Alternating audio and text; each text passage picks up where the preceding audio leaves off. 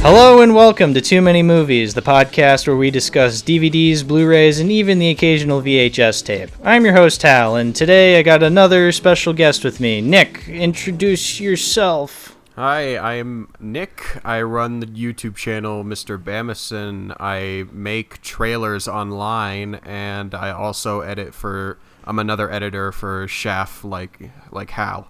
Another Shaft editor. Wow. What is this? There's a lot of us. Episode? We should unionize. Yeah. Speaking of Shafrillas being the underwater creature that he is, let's talk about a movie today that has to do with an underwater creature, that being Jaws. Jaws, yeah. Jaws. Love Jaws. So the funny thing about Jaws is I do own it on Blu-ray, as I've discussed with this podcast numerous times. It's a podcast where I go through my movie collection, and I talk about movies that are in my collection. And I do have Jaws on a nice 4K Blu-ray, but I didn't watch this 4K Blu-ray recently. Recently, I went to the cinemas and I watched Jaws in IMAX. As did you. Yeah, I did the same on Labor Day. It was really fun. Labor Day. Nice. So you wanted to talk about Jaws. Tell me your history with Jaws, Nick. What's your history been with Jaws? Well, as a kid, I was always obsessed with sharks. Like, my original thing I wanted to be was like a marine biologist because I loved sharks that much.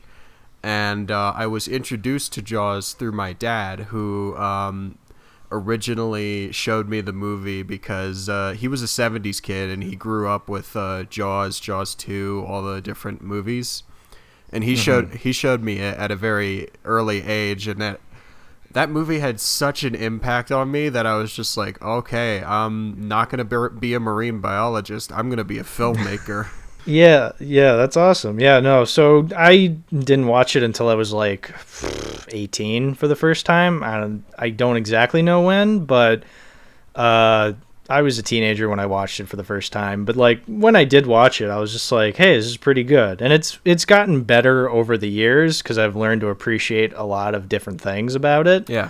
I will say the first time I watched it, I was a little bored by the end. Not bored. I was getting a bit tired because like you realize like the second half of the movie is just them on the boat looking for the shark. I do kind of feel the same, even though I've watched this movie like hundreds upon hundreds of times. I do kind of get like, it does kind of slow down a bit in like the second half, but that doesn't really last that long for me. Yeah, but also like there are parts to that second half that I love unconditionally and obviously because like you said, you've seen it hundreds of times. This is like, I don't know, fifth or sixth time of me watching it. Like I'm used to it at this point. I'm just like, it goes on for a bit, but I know when it's starting to get to the end. So like, it doesn't really bother me that much. One thing I want to mention, so obviously I watched it in IMAX. We both did. Yeah. And it's looked amazing. Oh, yeah. Like I said in my review, my recent log of it on Letterboxd, like that it's one of the best movies I've seen this year in a theater. I mean, at first I said it was the best because it kind of was, but then like I remembered, oh yeah, I saw The Thing in theaters this year too. I wish but I had like the I love opportunity to do that. I know I love that movie more than Jaws, but that's just me. But Jaws still, for a movie made in 1975, looks amazing on the big screen. Like it was so freaking cool. Yeah, the underwater shots especially look so good on the IMAX screen. Like that shot of Chrissy in the beginning when the shark's like looking up at her is like so, it's such a good shot. Like and the IMAX like brought out the best of it. I'm pretty sure you can see her tits in that scene, which is great. Yeah, I approve of that. I think it's funnier because Jaws is rated PG. Yeah, exactly. Oh man, I wish PG movies were more like that. But no, like, yeah. So obviously with the bigger screen, we got a lot more of that kind of stuff.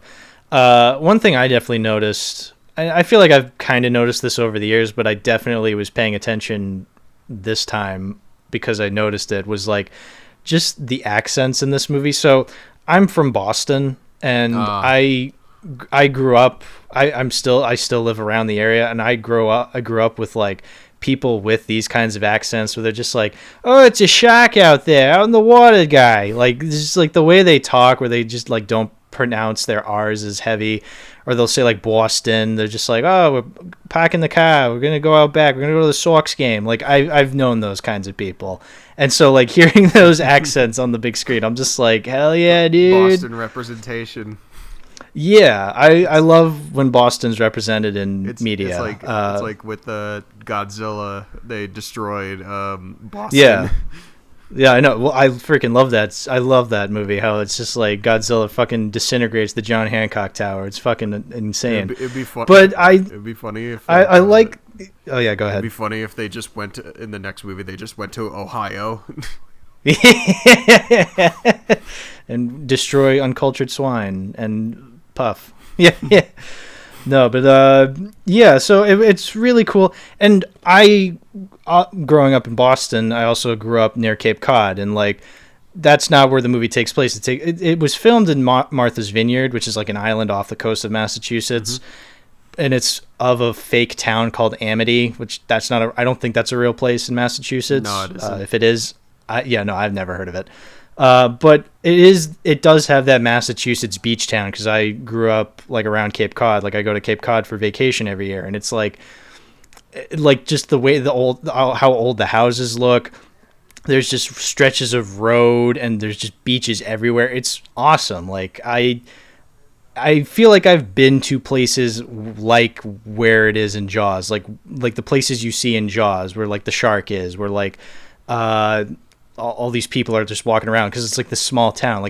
I feel like this movie really represents that kind of stuff really well.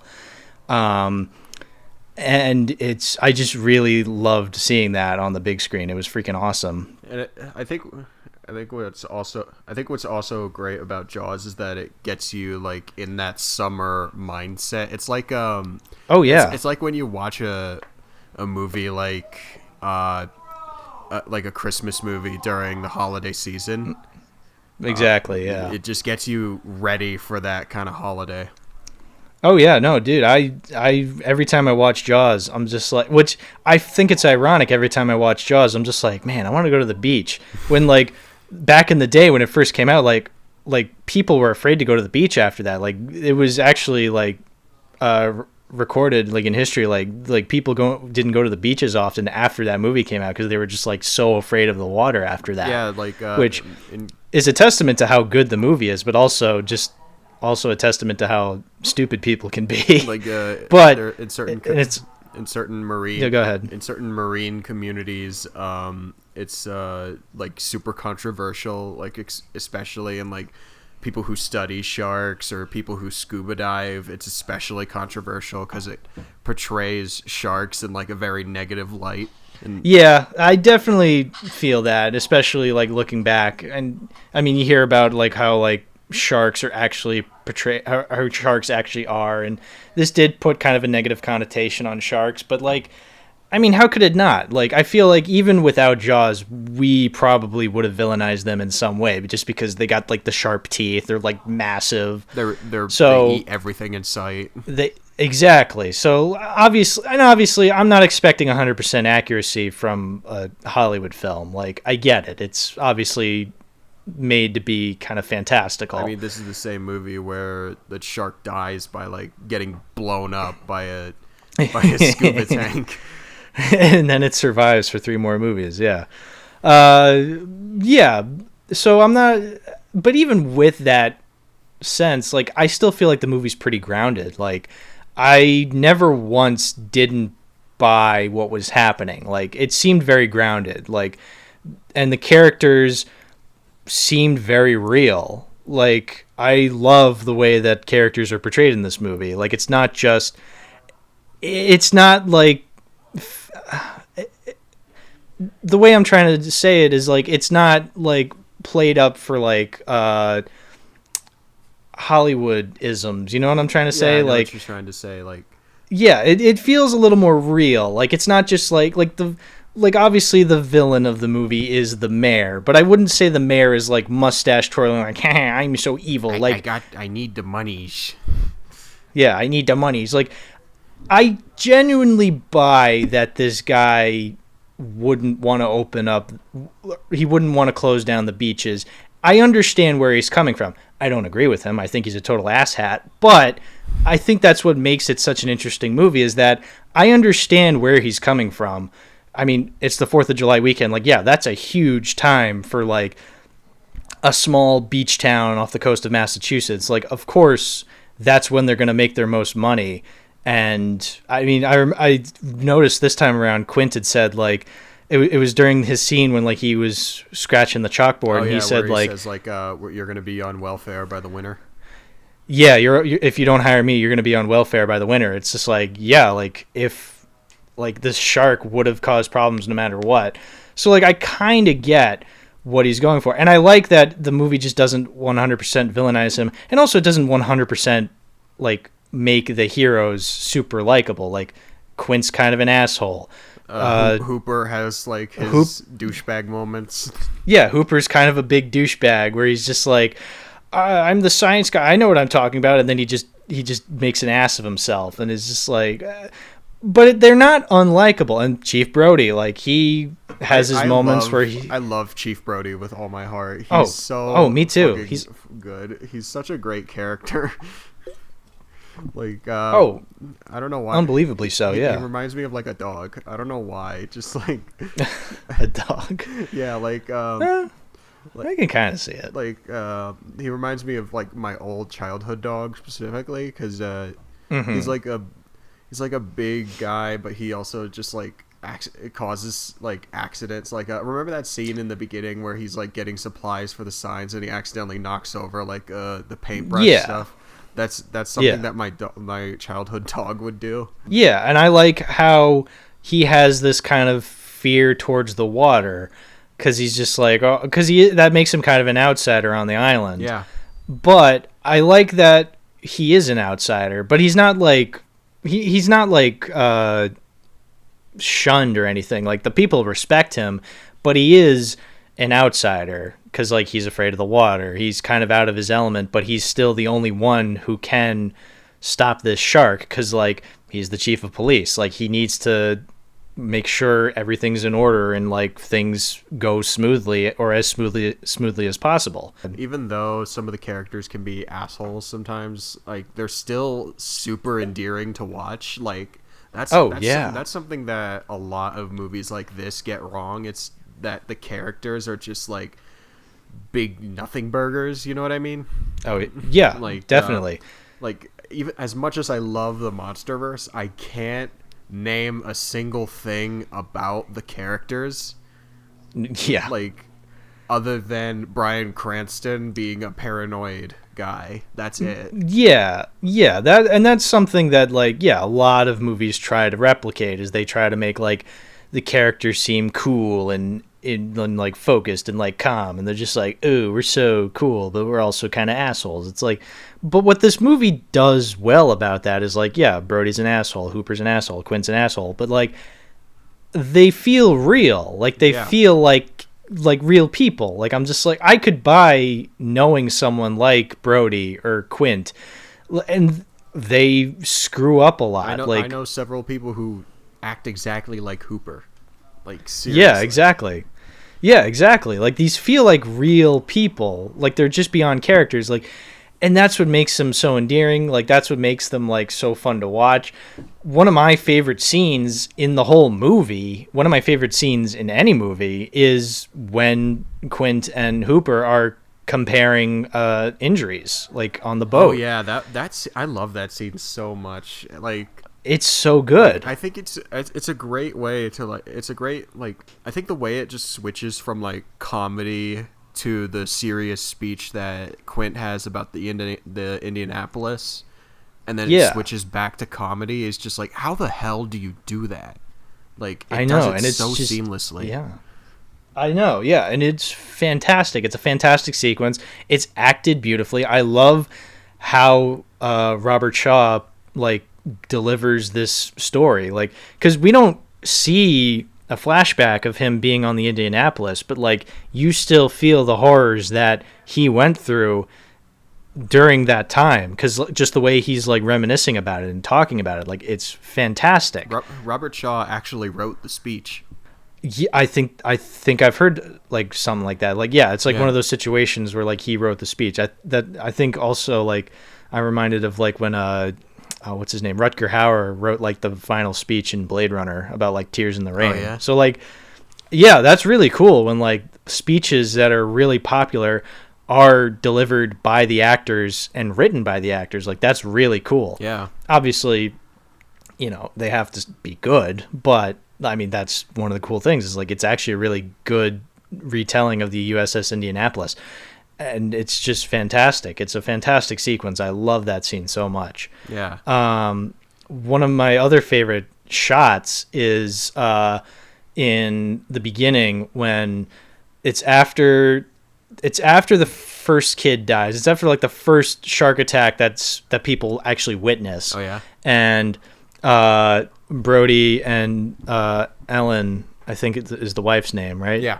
Yeah, they like see their kids out on the boat, and Brody's just like, get off the boat, Oh, yeah. Michael, and then Ellen's just like, oh come on, just give it a chance, and then she like looks in the book, and there's like and the she shark sees attacking the shark is boat. like the shark is attacking the boat, like it's straight up like poking a hole in the boat, and that's when she like slams the book and is just like, Michael, get out of the boat. Like I love that. I love how that's edited, because it's like it's like she's just like, oh, it's not a big deal, but then like she sees like in the boat and she like instantly understands. Like you don't need any dialogue for that. Like you instantly understand what she's thinking because of the sequence of events. Like, oh, it's brilliant. I love that sequence. It's so simple, but it like communicates so much about what the characters are thinking and how paranoid they are. Another one of my favorite scenes is like immediately after that scene is like those two guys on the pier who are trying to catch the shark off the dock.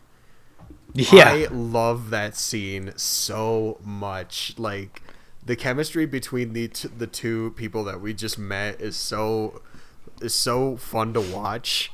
But I think what also works is I think the score does a lot of the heavy lifting in that scene, because like there's a particular moment that I keep going back to when I watch that scene. It's like when one of the guys is in the water and the other guy is like, come on Charlie, swim back to the dock, come on Charlie, and the shark still isn't revealed. It's just like dragging a piece of the dock with it, and then it shows a shot of the dock, of that piece of the dock like turning around, and then and then the music starts to pick up. Like that scene is so good, and just like it's so perfectly executed. Like when the music starts to pick up, you know that it's gonna shit's gonna happen. Well, that's one of the brilliant things about this movie. So like you never see the shark in that scene, but it's like heavily implied. Like that's one of the cool things about this movie are the scenes where you don't see the shark, but you know it's there. Yeah.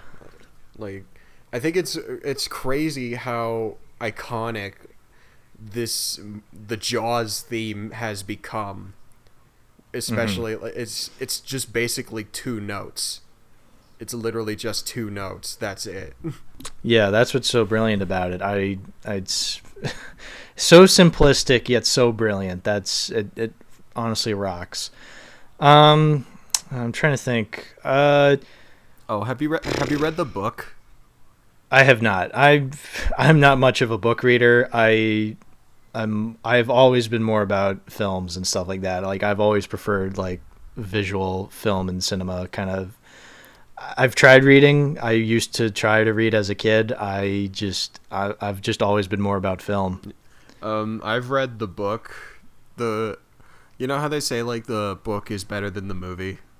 Yes. It's definitely not in this case. Like book, I figured. The book is just kind of like in the book everyone is a fucking asshole. Like Brody is an old man who's like struggling with his age, and he and his wife Ellen are like going through a nasty fights like constantly. Quint is literally just a knockoff of like Captain Ahab from Moby Dick. Like he doesn't talk a lot. He doesn't meet his end like he does in the movie. He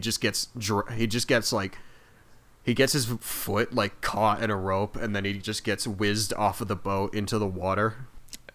Okay. Okay, like that's kind of anticlimactic. And Hooper is like the biggest asshole in the book.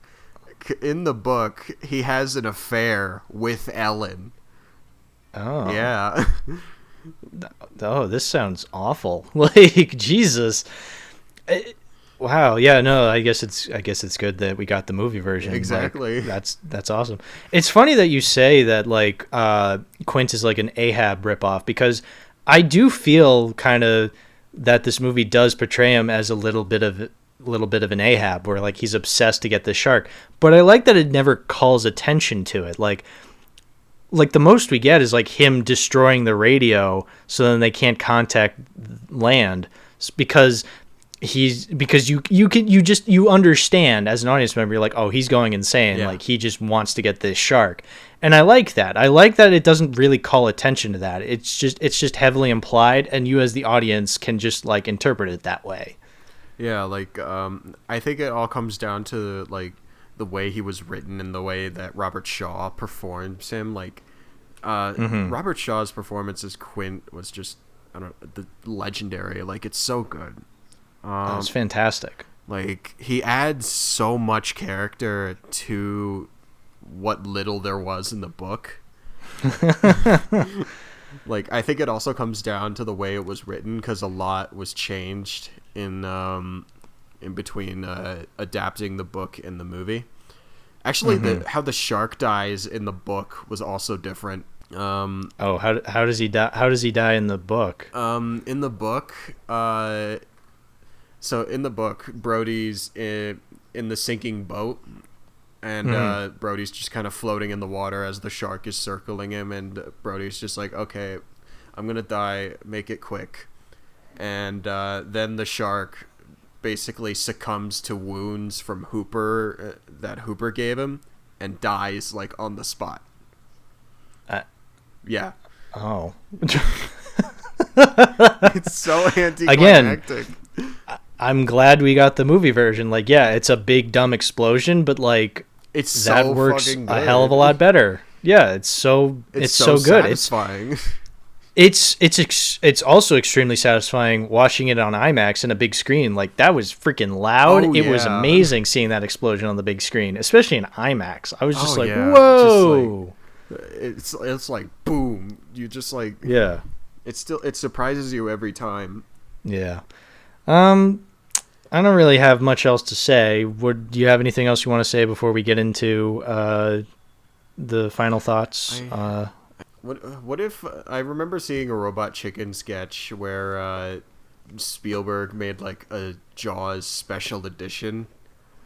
Oh. And and it was like the shark showing up in like random places. Like okay. Like on the boat, Quint was just like, oh, there's the shark, Chief, throw the harpoon right now. Brody like throws the harpoon, the shark catches it, and is just like, you missed me, you dried up douchebags. There's like scenes where like the shark will just like pass by and like block the scene, like just like the alien camel in A New Hope special edition.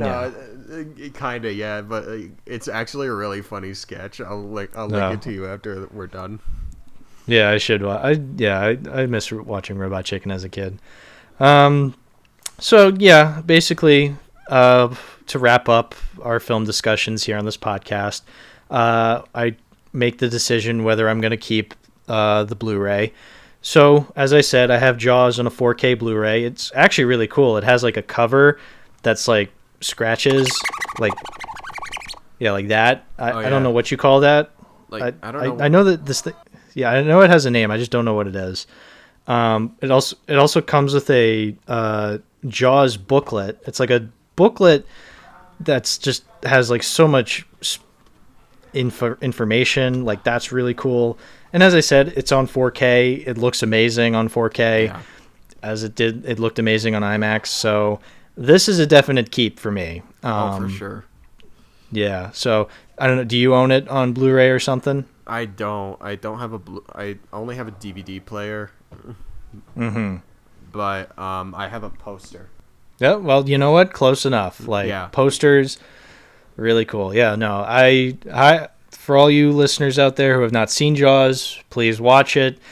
And yeah, it's a definite keep for me. So yeah. Yeah. I don't know. Do you have anything last minute to say about Jaws? Don't watch the sequels. Don't watch the sequels. If you're curious enough, watch Jaws 2 and leave it at that. Yeah, or just watch the scene on YouTube from Jaws 4 where the shark roars. Like that's literally the only thing. Just watch the Nostalgia Critic review. Like honestly, yes. Just watch the Nostalgia Critic reviews. Like unironically, like you're gonna get a lot more out of those than you are just watching the movies. Literally. Yeah. Okay. Speaking of the Nostalgia Critic, who's he does satires. Let's talk about a satire movie that we watched. Blazing Saddles was the other movie you wanted to talk about. Yeah. So I own it on Blu-ray as well. It's a Mel Brooks movie I've seen a bunch of times. So tell me, how did you first watch Blazing Saddles? What's your history with Blazing Saddles? My history with Blazing Saddles isn't as extensive as Jaws was. Like, my dad is a huge Mel Brooks fan, but I never saw Blazing Saddles until I was a teenager. Mm-hmm. And I watched it when it was on Netflix, and I loved it. Yeah, no, so I grew up knowing about Mel Brooks basically through his cameo in the Muppet movie and Big Weld and Robots. But when I got older, I definitely... Yeah, Big Weld. I definitely discovered his more of his movies. So I watched Spaceballs and Young Frankenstein like when I was mid to late teens. And I watched Blazing Saddles. I remember the first time I watched Blazing Saddles. It was with my dad and my mom was in the room, and it was the opening when like they just start profusely using the N-word, and my mom was just like, did I hear that right? And me and my dad were like, yeah. She just walked out of the room like, all right, I'm not watching this. And so, but then we watched the rest of it, and it was so funny. It is funny. I've said for years that this is one of my favorite comedies. I may not... I think the more times I watch it, I definitely don't... I wouldn't say it's my favorite comedy, and I don't think it's even my favorite Mel Brooks movie. With that said, it's still definitely up there, but it is something that the more times I've watched it, the more I have noticed a lot of like things I don't really like about it. Like, so obviously it's a movie that puts its jokes first, like at the forefront. Like at the forefront, it's nothing but the jokes, the humor, the gags, like, and that's what the movie's about. Like, it's just about being this raunchy comedy, and that's fine. When it's actually focused on the jokes, it's really funny. I will say though, there is a bit of some pacing that I'm not a fan of, but I've learned to forgive that kind of stuff because the good stuff is just so funny. I think it's funny that you bring up the pacing, because when I was watching it, like, it went by like really fast. Like it didn't feel like an hour and a half. It felt like 45 minutes. Yeah, no, it is definitely short, and I do appreciate that. I think what it is there are certain scenes where it feels like it's trying to establish more, and you're just like sometimes maybe the jokes don't land as well. Like, there are certain scenes, like I'm thinking of, like when it's, and maybe it's not really a problem with the pacing, but it's just a problem with the delivery, because this does feel like a much longer and much more raunchy version of, like, say, the Looney Tunes. You know what I'm saying? I think it's funny that you bring up the Looney Tunes because they play the theme in the movie. Well, I was gonna say, like, there's that scene where, like, Bart, like, goes up to Mongo, is like, "Candygram for Mongo," and it's like, that's literally like a Bugs Bunny. That's literally like a Bugs Bunny short, like, right there. It's just him, like, being like, "Here's this box of candy," and, like, explodes in his face. Like, that's like, literally what his line delivery of, like, "Candygram for Mongo," like, that's, he kind of channeled an inner Bugs Bunny there during that line delivery. Yeah, but I feel like the rest of the movie definitely has that kind of Looney Tunes energy where it's like, it's kind of like this big cartoon. Like, every once in a while, the characters will just turn towards the camera and address the audience. How he's just like, there's that scene when Hedley Lamar is just like, "Why am I asking you?" When he's asking the audience, like, "Where am I going to find this sheriff?"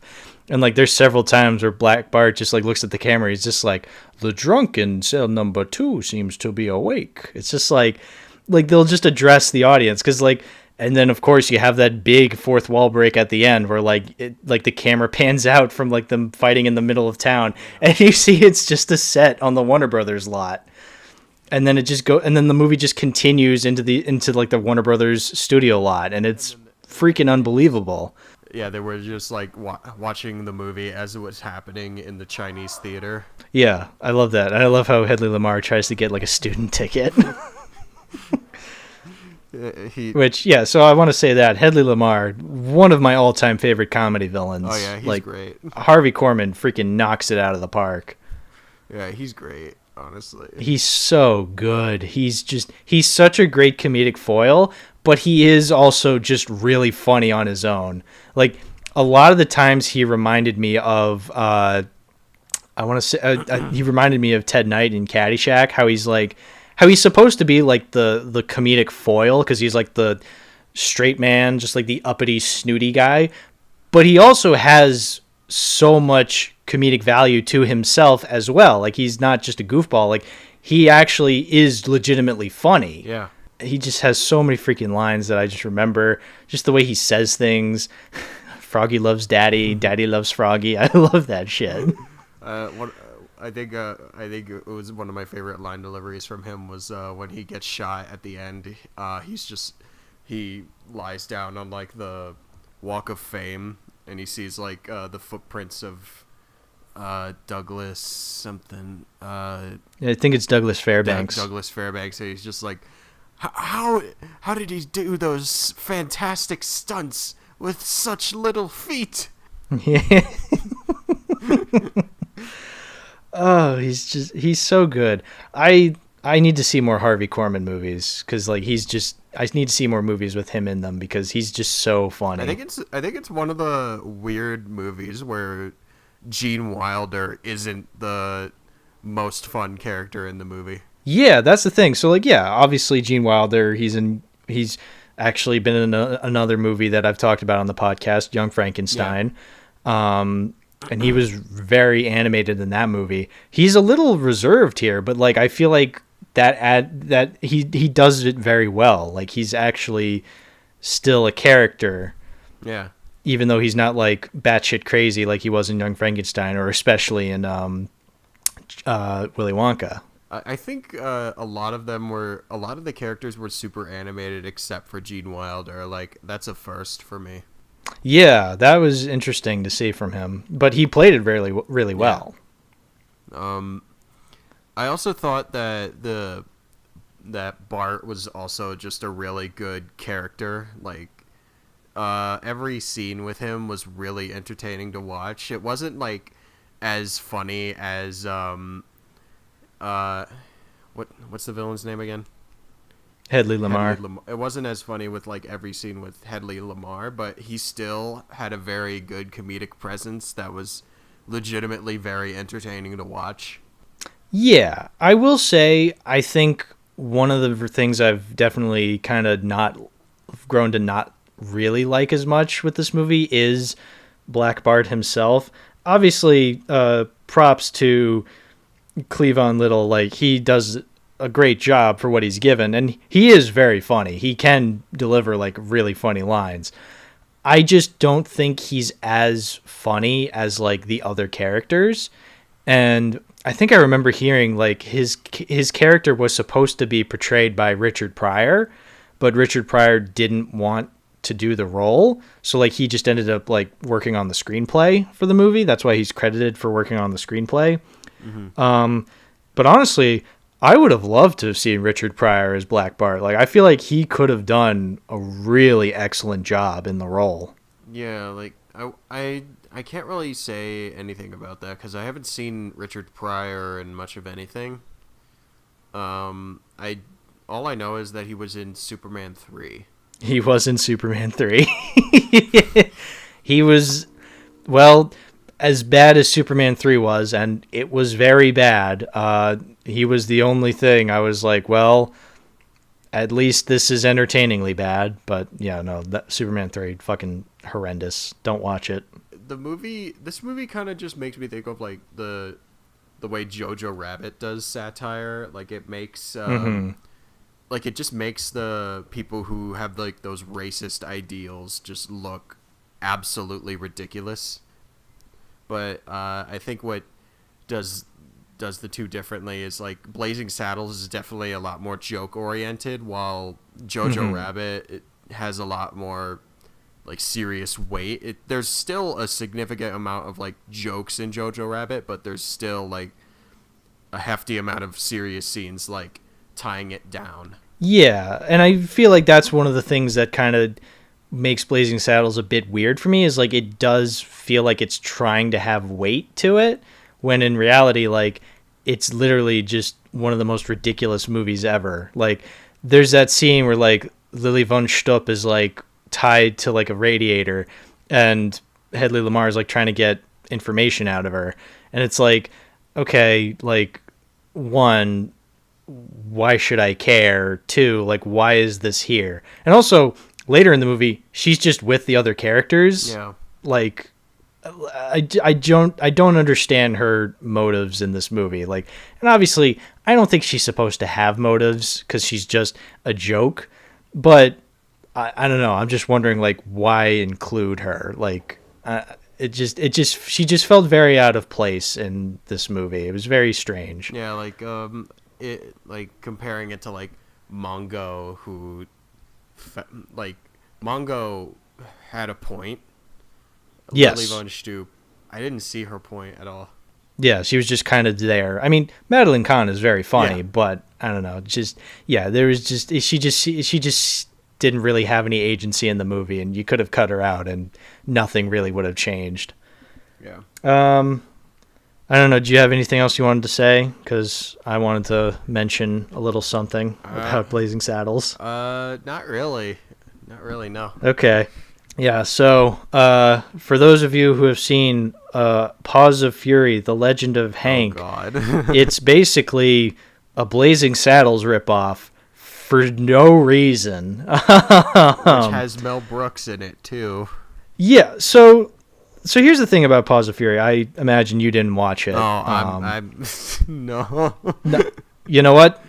It's fine. Like, I totally get it. It's not worth it. It's not worth it. It is so terrible. It's not even ironically funny.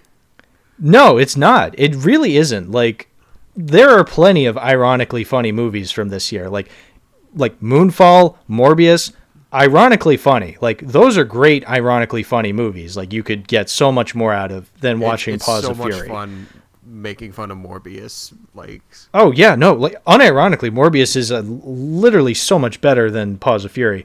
So, first off, the idea of a kid-friendly Blazing Saddles is stupid already. But then you actually watch it in action, and you're just like, this is so confused. So obviously it has like that whole racism element brought to it because the main character is a dog and literally every other character is a cat.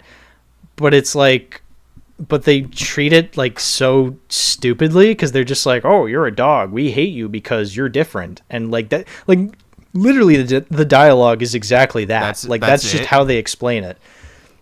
It's kind of like, what was it? I'm trying to think of a movie that didn't really handle like race themes that well. Pick one. There's like a bajillion. Shit. I didn't think of a follow through. No, I mean, Green Book, Zootopia, like literally any of them. I mean, those just were like developed, like a little, like. I mean, Green Book, not so much, but yeah. Yeah, well, the thing with Zootopia is like it. I mean, Zootopia. Say what you will about it, like.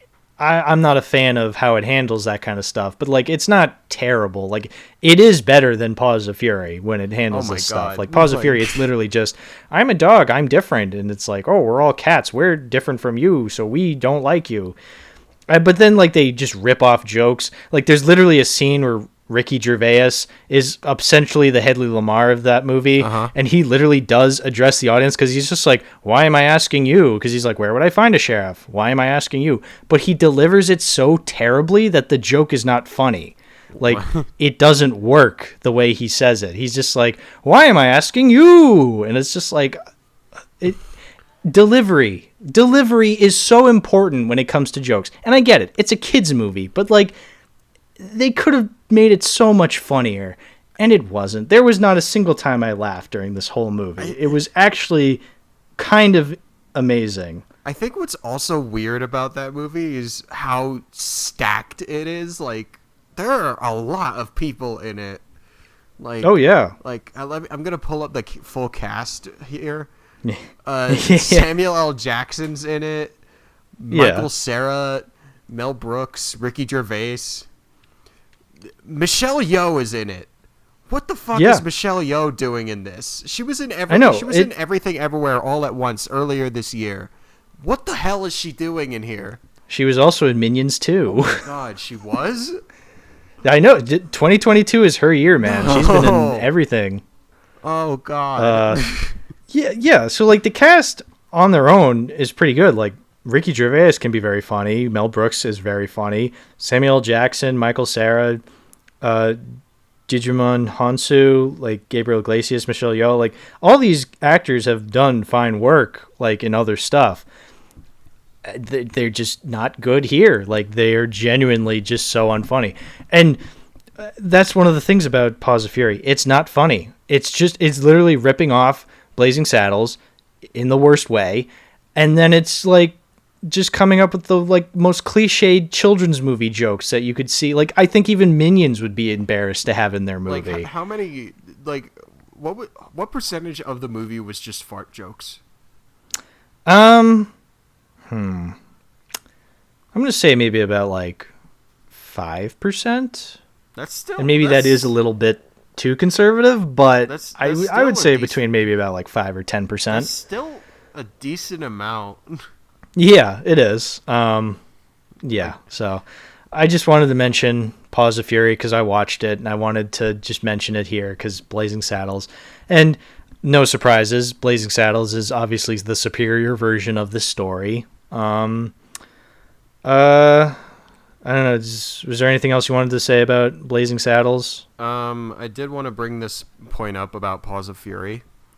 So when I was in LA, I was in LA around the same time that Paws of Fury was coming out in theaters, and the advertising for it was surprisingly like very apparent. Like I saw posters of that big sumo wrestler cat fucking everywhere. And it wasn't like just on like posters on the street. There were buses with it. There was billboards with what else is there? There was a bench dedicated to Paws of Fury. What if we kissed on the Paws of Fury bench? It would have been just fine if it was like the regular poster. You know, it was hung up all over the place. Oh, I think what's also funny is that it wasn't even originally called Paws of Fury. Yeah, well, that's the other thing I actually also wanted to mention. It was originally called Blazing Samurai, and I know this because, well, it was originally called Blazing Samurai. I remember it being listed on Letterboxd as Blazing Samurai, but also the opening title literally says Blazing Samurai as if it's the title of the movie. What? And then there's a scene when a character like lets go of a bow and arrow, and the arrow's like flying through the air with a flaming origami version of the dog character, and it like pauses on it and it says Blazing Samurai, and it like points to it, and it's just like, what?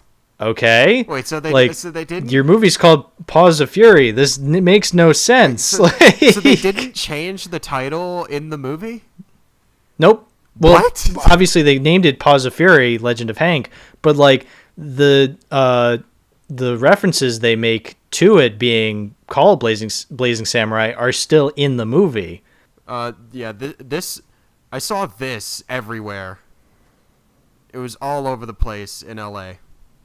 It was that image has been like branded into my brain now because I've seen it so many fucking times.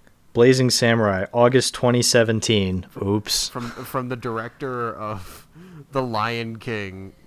Yeah, dude, The Lion King. It's practically the same movie. What's also really funny is there's an Instagram for it, like, and they posted like memes. Oh no! Oh god! Leadership. What is the mother-father? What in the mother-father cocker spaniel is going on here? Oh. Oh yeah, he makes that joke in the movie. Ugh, God, that's so bad. It's so terrible. Such a terrible, terrible movie. But it's okay because Blazing Saddles is much better. At least Mel Brooks is I guess to wrap up our discussion on Blazing Saddles, unless you had anything else to say. Nothing. No, I got nothing. All right, cool. I do have it on Blu-ray. It's a definite keep. I love this movie so much. It's not my favorite Mel Brooks movie. I think I prefer Spaceballs personally, but I think I definitely like this more than Young Frankenstein. It's definitely one I will keep for sure. So, do you have it on Blu-ray or do you have it at all in your physical possession? I don't. Well, get on it, dude. Yeah, I only have like a small collection, and most of it's not even mine. Yeah, well, we all got to start somewhere, I guess. Okay. All right. This is the part of the show where I think we're going to wrap things up. Nick, shout out your stuff. Plug what you want to plug. I got nothing I want to plug, like literally. Okay, well, I'll still link your channels and Letterboxd in the description below. Yeah, I'm making a Fury Road trailer. If that. Ooh, very cool. Yeah. All right, so keep an eye out for that, everybody. A Fury Road trailer.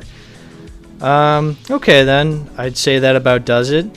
Thank you all for watching. Thank you all for listening. Thank you, Nick, for coming on the podcast to talk about Jaws and Blazing Saddles and a third movie that's not even worth mentioning again. Thanks for having me. Hey, no problem. All right. Thank you all for listening, but now it's time to say goodbye. Auf Wiedersehen, baby.